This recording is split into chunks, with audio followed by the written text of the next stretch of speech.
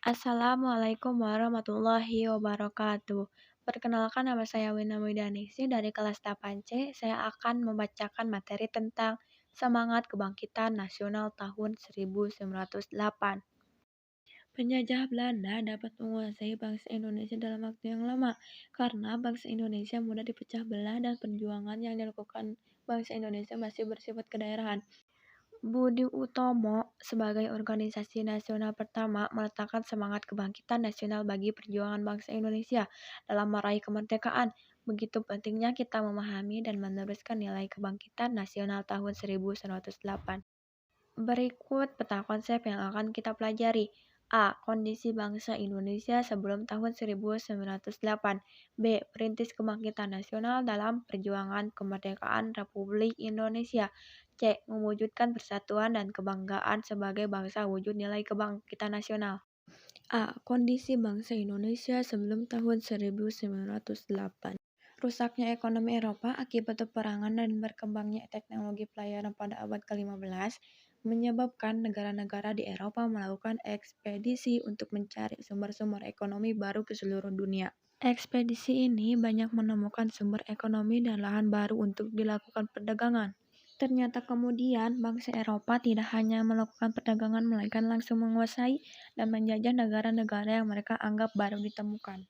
Awal dimulainya penjajahan Belanda di Indonesia dimulai sejak didirikannya VOC pada tanggal 20 Maret 1602. Sejak VOC berdiri, dimulailah berbagai bentuk kekerasan yang menimpa rakyat Indonesia.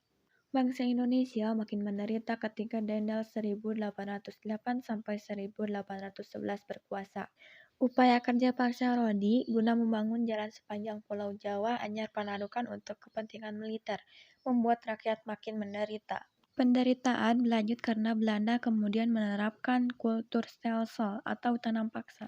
Peraturan tanam paksa diterapkan oleh Gubernur Jenderal Hindia Belanda Van den Bosch tahun 1828. Sistem tanam paksa mewajibkan rakyat menanami sebagian dari sawah dan atau ladangnya dengan tanaman yang ditentukan oleh pemerintah dan hasilnya diserahkan kepada pemerintah. Tanam paksa menyebabkan rakyat diperas bukan hanya tenaga melainkan juga kekayaannya, sehingga mengakibatkan banyak sekali rakyat yang jatuh miskin. Di pihak lain, penjajah mendapatkan kekayaan bangsa Indonesia yang berlimpah untuk membangun negara Belanda dan menjadi negara kaya di Eropa. Penderitaan yang dialami bangsa Indonesia menyadarkan beberapa orang Belanda yang tinggal atau pernah tinggal di Indonesia, di antaranya Baron van Hove, Edward de Westdekker, dan Mr. van Deventer. Mr. van Deventer mengusulkan agar pemerintah Belanda menerapkan politik balas budi etis politik. Politik balas budi terdiri dari 3 program, yaitu edukasi, transmigrasi, dan irigasi. Akhirnya, atas desakan berbagai pihak, pemerintah Belanda menerapkan politik balas budi. Politik balas budi bukan untuk kepentingan rakyat Indonesia, melainkan kepentingan pemerintah Belanda. B. Perintis kebangkitan nasional dalam perjuangan kemerdekaan Republik Indonesia. Budi Utomo merupakan organisasi pertama di Indonesia yang bersifat nasional berbentuk modern, yaitu organisasi dengan pengurus yang tetap, ada anggota, tujuan, dan program kerja. Budi Utomo didirikan oleh Dr. Sutomo pada tanggal 20 Mei 1908. Pendirian Budi Utomo tidak terlepas dari penggagas atau pendorong lahirnya Budi Utomo, yaitu Dr. Wahidin Sudirohusodo. Budi Utomo berasal dari kata Sanskerta, yaitu bodhi atau budi berarti keterbukaan jiwa, pikiran, kesadaran, akal, atau pengadilan, yang juga bisa berarti daya untuk membentuk dan mengunjung konsepsi dan ide-ide umum. Adapun perkataan Utomo berasal dari kata utama, yang dalam bahasa Sanskerta berarti tingkat pertama atau sangat baik.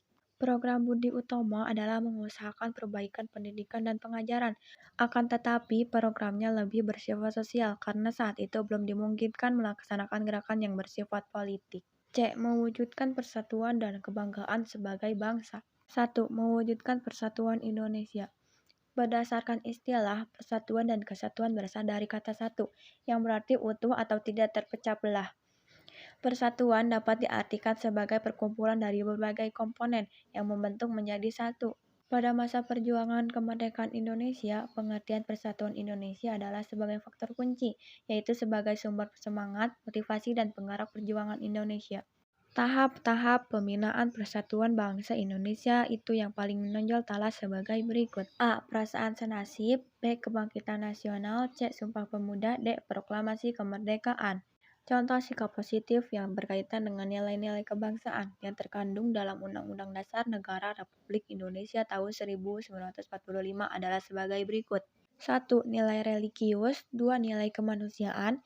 3. Nilai produktivitas. 4. Nilai keseimbangan. 5. Nilai demokrasi. 6. Nilai kesamaan derajat.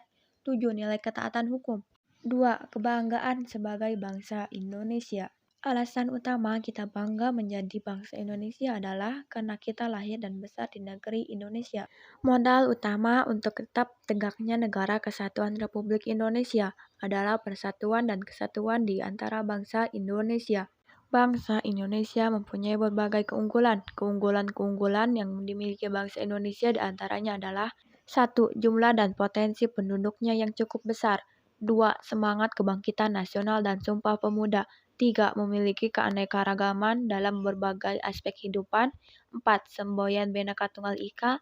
5. Memiliki tata krama atau keramahan yang tidak dimiliki oleh bangsa lain. 6. Letak wilayahnya yang amat strategis. 7. Keindahan alam Indonesia tidak disangsikan lagi. 8. Wilayah darat dan laut Indonesia sangat luas.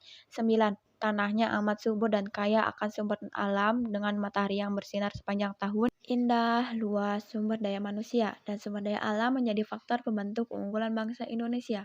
Di zaman media sosial sekarang ini, kita seringkali dihadapkan dengan pemberitaan yang negatif dan menjelek-jelekan satu sama lain. Sebagai pelajar, kalian tidak boleh terpengaruh info yang menyesatkan, hoax. Upaya mencari kebenaran dari sebuah berita sebaiknya dilakukan, yaitu bertanya pada guru dan orang yang lebih dewasa dalam menanggapi berita dari media sosial. Merupakan langkah yang baik untuk dilakukan.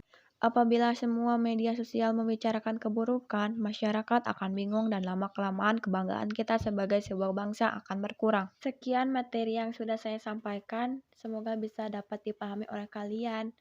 Oke, next time. Terima kasih.